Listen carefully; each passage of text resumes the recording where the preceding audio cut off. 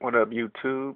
It's your boy Vince Rashad, and the name of this video is Jeremy Meeks, Brazilian Women and the Beauty of Black Genocide. Um, and I'm not here to hate on Jeremy Meeks or whatever. On a side note, before I even get too started, there's a very annoying group of mangina simps on the internet who, the very second they think just like feminist women. Everything with them is about sex and women. And, they're psychologically wired up just like women. They chalk up every single conversation that you try to have must be having, if you have an issue with something, it has to do with either your sex life or you jealous. And I really wasn't even going to take any time to even talk about this silly situation with this photo that surfaced of this green-eyed brother out of California who all these women, mostly white women, but a whole bunch of black women are swooning over. But the reason why I'm doing this video is and I'm gonna say this to all the black women who this doesn't apply to. Don't get mad. I'm gonna do a video in the future giving a little credit and a few shout outs to black women out there who do have common sense, like Naga Kanya. Her YouTube name used to be God's Name Is I Am. And there's also a sister on Facebook by the name of Angel in Disguise. On YouTube, her name is God's Mercy Set Me Free. I think that's the name of her YouTube name. But this video is talking about the absolute total and complete silliness and the total retardism of black women and even a very large number of black men. Now, I'm going to be alternating back and forth between a few things. So there's going to be a couple times where I'm going to have to put the camera down because I'm going to have to look up a couple things to show you. So just bear with me. I tried to, now, about a week ago, a picture surfaced of a biracial brother out of California by the name of Jeremy Meeks. A lot of black women said he's handsome, etc., etc. They wanted to fuck him. They wanted to have his kids. They put money on his books. He's too handsome to be in jail. He needs to be in, their arms. And, the thing that I thought that was absolutely crazy about it is that, well, number one, he's married to a white woman. He's going to struggle throughout his life. The dude has a $1 million bond and is facing 11 felony charges. And not just that, but the reason why I'm showing this picture, I tried to find the other picture that surfaced about a week before the whole Jeremy Meeks story broke. Of the 8, there was about 8 to a dozen black males who took prom photos with white women, or better yet, white teenage girls.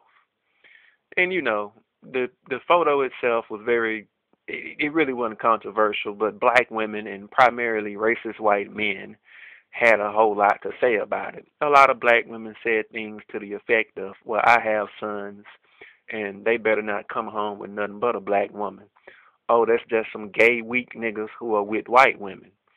Or that's just and some of them went straight Adolf Hitler, not Nazi eugenicists, and talked about black men who are watering down the gene pool and that they hated themselves and they didn't, they just want to have mixed race babies, with Caucasian features. And, with the speed of the internet or what I call the speed of truth, I mean, dark, ugly realities take hardly no time to expose themselves. And the reason why I'm showing you this picture right here that you're looking at is because Jeremy Meeks is 30 years old. Around about 30 years ago, there was a relationship like what you're looking at right here. That is the reason why Jeremy Meeks is, the way that he is, looks the way that he is.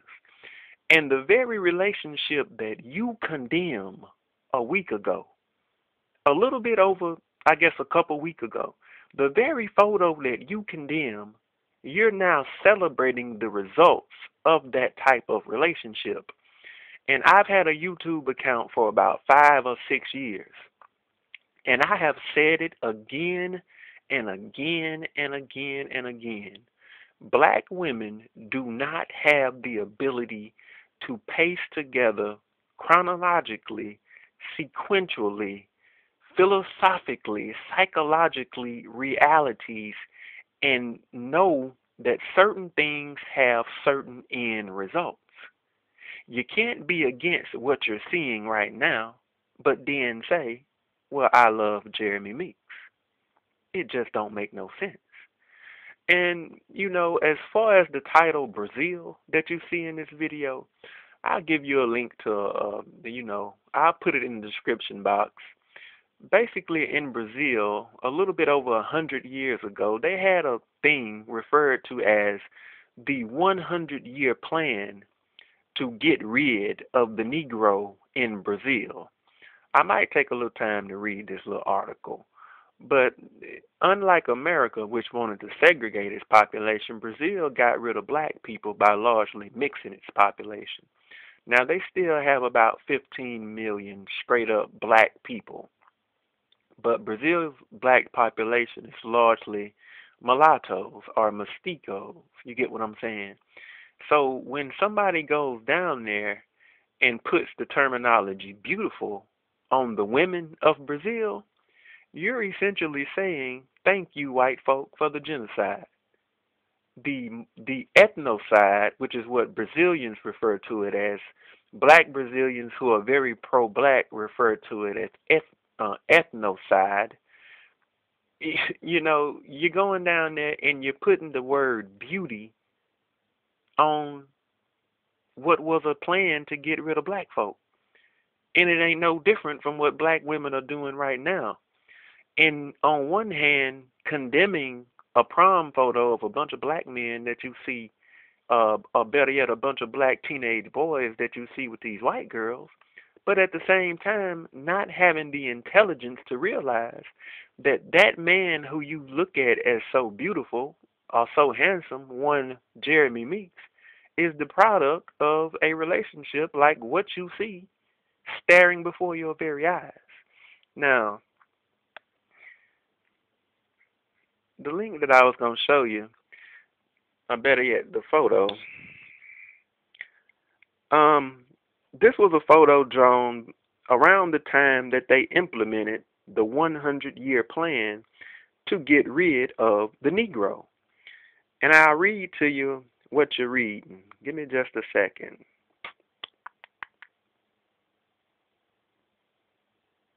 Okay. That's it, Marilyn. The world's self-destruction applies very well to the text. Incidentally, this word reminded me of a painting called, okay, pardon my Brazilian, or better yet my Portuguese people, because I'm going to have a hard time reading some of this. A Redencaio de Cam, or the redemption of Ham. In the screen we see a very dark-skinned grandmother, a mother who is also black but already shows signs of miscegenation because of the lighter skin, parda or mulatta / mixed race. And the child in the center of the screen that looks more like a European, it is a result of crossing with a white man.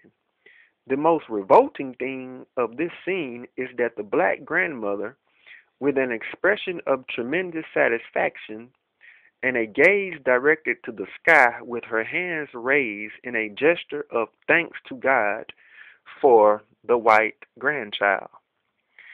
And as you can see right here, oh man, it's kind of blurry. You can see the date on it. Let me see if I can get it more clear. The date that this picture was drawn was 1895, and it's called a Redencaio de Cam, which means the redemption of Ham, which is part of the reason why I really don't follow that biblical Ham, Noah had Ham bull jive. But you can see in the picture the message that's sent. This was the picture drawn at the beginning of the 100-year plan to rid Brazil of the Negro. You got the black woman on the left. That's her daughter, the female in the middle. The white man is her husband. And the reason why the black woman has her hands out is because of you can see the mixed race child right there. you know. So, it is what it is, man. I'll give you a link to this article. It is a very, very, very interesting and revealing article. I've actually known of this website and, the article for about 5 years, I'm just now revealing it. But we need to be careful about putting beauty on our own genocide, people.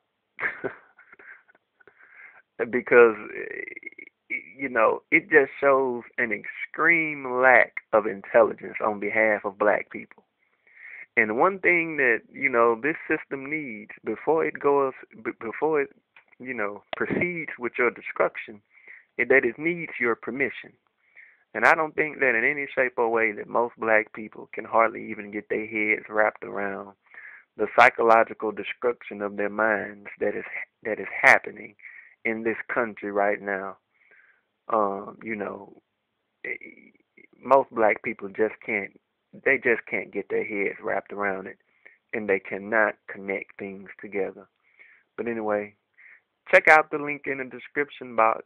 It is a very interesting article. Let me show you a couple of more pictures. Show you exactly how this is working in Brazil. Oh man, I think I hit this button. You see a black man right here. This is a man who wrote an article. Black man back in the 50s or 60s who wrote an article about dating white women in Brazil. That's his son, and that's his wife. That's his son's wife. That's his son and his 2 children. Would you know that those 2 children came from, would you know that that's their granddaddy? 2 children, granddad. I doubt it. Now this brother right here looks like Jimi Hendrix, but that's not Jimi Hendrix. That's a singer in Brazil named Javon Kershaw. He was of the 1980s. That's him. That's his son. His son kind of favors, I don't know, an older Chris Brown. But look at the grandson. His son is with a white woman. Look at the grandson. The grandson pretty much Caucasian. This is a samba singer by the name of Jair Rodriguez. That's him on the extreme left. That's his son on the right. And that's his wife and grandchildren. The 101-year plan to rid Brazil of the Negro.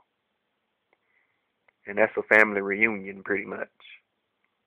The 100-year plan to rid Brazil of the Negro. But let me read something. I'll let y'all find that.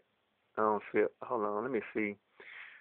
Brazil had an anti-interracial dating movement that existed back a few decades ago. I'll read it real quick. In regards to the first accusation, Brazil's own collective black civil rights organizations, the Movimento Negro itself, once advocated the growth of a more black man-woman relationship based on the following.